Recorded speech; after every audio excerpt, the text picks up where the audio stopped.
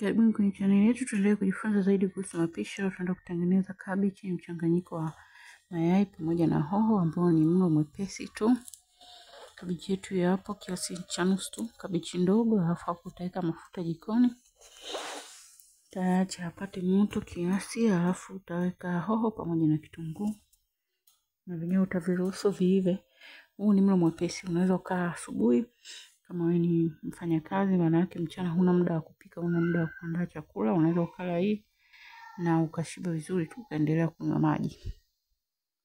Au pia unaweza ukala jioni wakati wa chakula cha usiku, kwa sababu ni mlo mwepesi.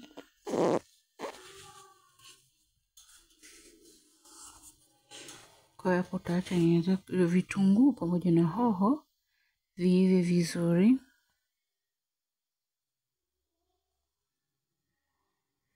Lakini angalia visiungue. Na uzuri wa chakula hichi unaweza ukala na kinywaji chochote unachokipenda. Ukiona vitunguu vyako vinaanza kulainika kama hivyo, kabla havijageuka golden brown sana, kwa sababu sio lazima, unaweka kabichi yako.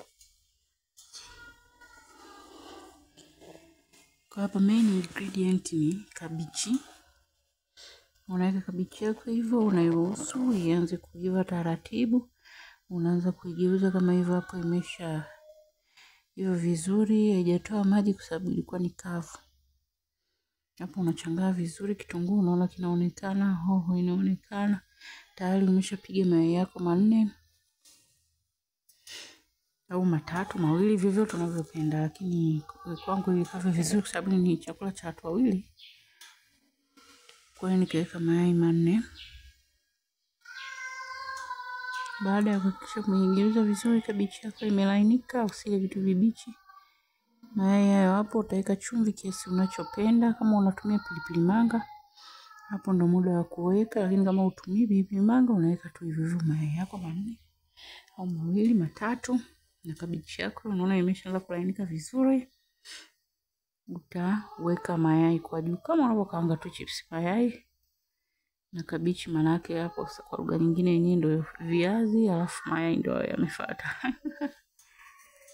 Chakula kizuri sana ukiweza kutengeneza, na ni simple, kutumia muda mrefu. Kama una mambo mengi ya kufanya, una haraka, hichi ni chakula chepesi sana. Kuhakikisha tu ndani una kabichi, una hoho na kitunguu.